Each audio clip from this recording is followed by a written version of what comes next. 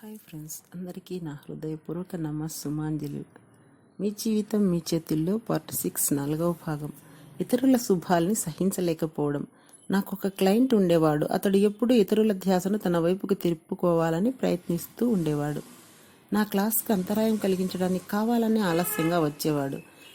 అతడు తన తల్లిదండ్రులకు 18వ సంతానం కావున అతడికి అన్ని చివరలలో అందేవి. తన బాల్యమంతా అందరికీ అన్నీ వస్తుంటే తన వాటా కోసం ఎదురు చూడటంతోనే జరిగిపోయింది. కావున ఇప్పటికీ అతడు ఎవరినైనా శుభాలు చేకూరితే వారితో పాటు ఆ ఆనందాన్ని పంచుకోలేకపోయేవాడు. పైగా వారి శుభాలను చూసి సహించలేకపోయేవాడు. అబ్బా, నాకు ఇలా జరిగుండాల్సింది, నాకే ఎందుకు రాదు, లేదా అందరికీ వస్తుంది అన్న ఆలోచన విధానాలతోనే అతడు అతుక్కుపోయేవాడు. అతడి సొంత అభివృద్ధికి, మార్పుకి ఇతరుల శుభాలను చూసి సహించలేకపోవడంతోనే అతడి యొక్క సొంత గుణమే అడ్డంకిగా మారింది. మన స్వంత యోగ్యతని గుర్తించడం జీవితంలో మనకెన్నో నూతన ద్వారాలను తెరిచి ఉంచుతుంది. నాకు ఒక 79 ఏళ్ల క్లయింట్ ఉండేది. ఆమె పాటలు పాడడం నేర్పుతుండేది.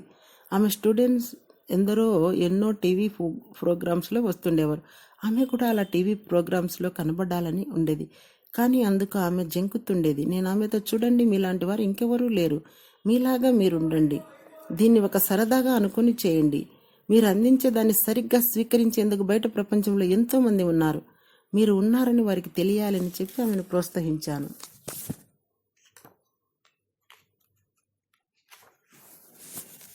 ఆమె కొంతమంది ఏజెన్సీని, డైరెక్టర్ని పిలిపించి, నేను సీనియర్ని, పైగా సీనియర్ సిటిజన్ని, నేను టీవీ ప్రోగ్రామ్ చేస్తానని చెప్పింది.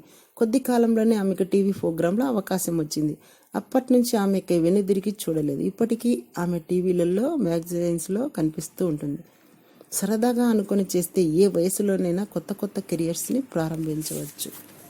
మనల్ని మనం నిందించుకోవడం అనేది మనలో సోమరితనాన్ని, వాయిదా వేసే గుణాన్ని ఇంకా పెంచుతుంది. ఈ పరిస్థితిలోంచి మనము బయటపడాలంటే మన మానసిక శక్తినంతా ఒక చోట కేంద్రీకరించి పాత వాటిని త్రోసిపుచ్చి కొత్త ఆలోచన విధానాల్ని పునికి పుచ్చుకోవాలి. నేను అనర్హుడను అని భావింపజేసే నాలోని అవసరాన్ని వదిలిపెట్టేస్తున్నాను. జీవితంలో అత్యున్నతమైన వాటికి నేను అర్హుడను, ఈ విషయాన్ని ఇప్పుడే నేను ప్రేమతో అంగీకరిస్తున్నానని చెప్పుకోండి. ఇలాగా నేను ఈ విషయాన్ని పదే పదే నాతో చెప్పుకోవడం వల్ల నాలోని వాయిదా వేసే గుణం సహజంగానే నన్ను వదిలిపెట్టేస్తుంది. నేను ఇలా నా అంతరంగంలో నా యొక్క సొంత యోగ్యతని సృష్టించుకోవడంతో నాకు శుభాలను కలిగించే విషయాల్ని ఇంకెప్పటికీ వాయిదా వేయనని పదే పదే మీతో మీరు చెప్పుకోండి. ఇలా అనుకోవడం వలన మనలోని కొన్ని నెగిటివ్ ఆలోచన విధానాలు మరి వాటి బహిర్ప్రభావాలు మనల్ని వదిలి వెళ్ళిపోతాయి. కాబట్టి మనం ఇప్పుడు ఏమాత్రం సమయాన్ని, శక్తిని వృధా చేసుకోకుండా మన నమ్మకాలను మార్చుకుందాం. ఎందుకంటే మన అంతర్ప్రపంచంలోని నమ్మకాలను మార్చుకొనిదే బహిర్ప్రపంచంలో మనకు కావాల్సిన మార్పులను పొందలేము. ఏ విషయమైనా, ఏ పరిస్థితి అయినా, ఏ సమస్య అయినా సరే ఇప్పుడు మనం పట్టించుకుంటున్నది కేవలం మన ఆలోచనలను మనం మార్చుకోవచ్చు. మీరు ఒకవేళ ఏదైనా పరిస్థితి మార్చుకోదలిచితే, ఈ పరిస్థితి నాకు కలుగజేసిన నా అంతరంగంలోని ఆలోచన విధానాలను వదిలిపెట్టేస్తున్నానని చెప్పుకోండి. మీరు ఏదైనా అనారోగ్యంలోంచి కానీ, లేక ఏదైనా సమస్యలోంచి కానీ బయట పడాలనుకుంటున్నప్పుడు పై విధంగా చెప్పుకోండి. అలా చెప్పుకున్న క్షణమే మీరు బలిపశువులయ్యే తెగ నుండి తప్పించుకుంటున్నారు. మీరు ఇక ఎప్పటికీ నిస్సహాయాలు కాజాలరు. మీ యొక్క శక్తిని మీరు గుర్తుకు తెచ్చుకుంటున్నారు. ఆ పరిస్థితిని సృష్టించుకున్నది నేనే. ఇప్పుడు తిరిగి నా శక్తిని నేను వెనక్కు తెచ్చుకుంటున్నాను. నా పాత నమ్మకాలను, ఆలోచన విధానాలను వదిలిపెట్టేస్తున్నానని చెప్పుకోండి. మనల్ని మనం నిందించుకోవడం. నాకు ఒక క్లయింట్ ఉండేది. ఆమె చాలా ఎక్కువగా వెన్న తింటుండేది. తర్వాత మాత్రం తన శరీరం అధిక బరువుగా ఉన్నందుకు చాలా కోపగించుకునేది. తన సొంత నెగిటివ్ ఆలోచన విధానాలను ఆమె సహించేది కాదు. ఆమె చిన్నగా ఉన్నప్పుడు వారి కుటుంబ సభ్యులందరూ కలిసి భోజనం చేసేటప్పుడు అందరి ప్లేట్లలో మిగిలిపోయిన వెన్నను తినేస్తుండేదట. ఆ సభ్యులందరూ ఆ పిల్ల చేష్టలను అప్పుడు చాలా ముద్దుగా భావించి ఎంతో మురిపంతో నవ్వేవారు. బహుశా ఆమె చేసే పనులలో వారు ఒప్పుకున్నది దీన్నొక్కదాన్నేనేమో. మిమ్మల్ని మీరు తిట్టుకునేటప్పుడు, కించపరుచుకునేటప్పుడు, కొన్నిసార్లు కొట్టుకునేటప్పుడు మీరు ఎవరితో అలా ప్రవర్తిస్తున్నారనుకుంటున్నారు? మన యొక్క ఆలోచన విధానాలు, అవి పాజిటివ్ విధానాలైనా లేక నెగిటివ్ విధానాలైనా, మనకు 3 ఏళ్ల వయసు ఉన్నప్పుడు మన చేత అంగీకరించబడ్డాయి. ఆ వయసులో మనం మన పట్ల, జీవితం పట్ల ఏ నమ్మకాలనైతే అంగీకరించామో ఆనాటి నుండి తక్కిన జీవితం అంతా అలాంటి అనుభవాల్ని సృష్టించుకుంటున్నాము. మనం చిన్నగా ఉన్నప్పుడు మన పట్ల ఇతరులు ఎలా ప్రవర్తించారో సాధారణంగా ఇప్పుడు మన పట్ల మనం అలా ప్రవర్తించుకుంటాం. మీరు ఇప్పుడు మీతో ఎవరినైనా తిడుతున్నారో అది మీలోని ఆ 3 ఏళ్ల పసిపిల్లనే సుమా. మీరు ఒకవేళ దేనికైనా భయపడితే మిమ్మల్ని మీరు కోపగించుకోకండి. ఇప్పుడు మిమ్మల్ని మీరు 3 సంవత్సరాల పసిపిల్లలుగా ఊహించుకోండి.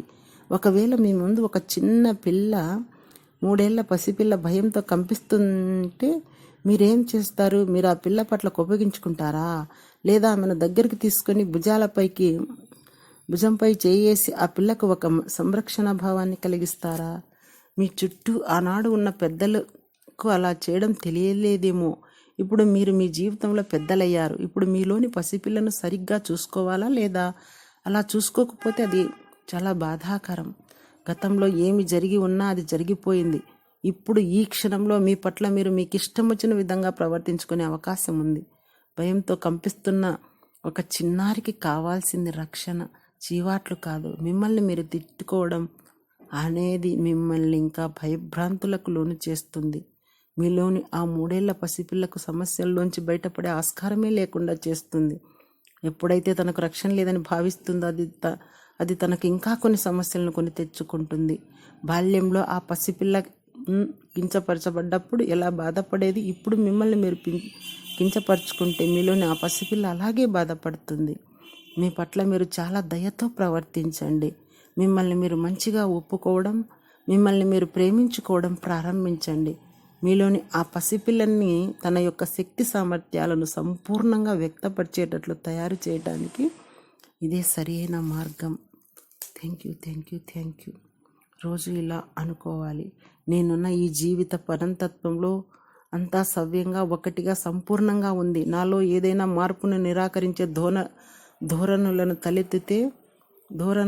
తలెత్తితే నాలో ఇంకా వదిలిపెట్టేయాల్సిన పాత నమ్మకాల ఆలోచన విధానాలు ఉన్నాయని గుర్తిస్తాను. అవి నాపై ఎటువంటి ప్రభావాన్ని చూపించలేవు. ఎందుకంటే నా ప్రపంచంలో నేనే శక్తివంతుడిని. నేను ఇప్పుడు సృష్టించుకున్న ఈ నూతన మార్పులతోనే నా జీవితాన్ని కొనసాగిస్తాను. మరి నాలో సంభవిస్తున్న మార్పులను నేను అంగీకరిస్తున్నాను. మార్పు చెందేందుకు నా శక్తి కొద్దీ ప్రయత్నిస్తున్నాను. దినానికి మార్పు చెందడం అనేది నాకు సులభమవుతున్నది. ఈ జీవన రాగంతోనూ నిరంతరము మార్పు చెందుతూ ప్రవహిస్తున్న జీవన ప్రవాహంతోనూ నేను ఆనందంతో సాగిపోతున్నాను. ఈ దినాన్ని చాలా అద్భుతమైన దినంగా మలుచుకునేందుకు నేను నిర్ణయించుకున్నాను. మరి నా ప్రపంచంలో అంతా సవ్యంగా ఉంది. Thank you.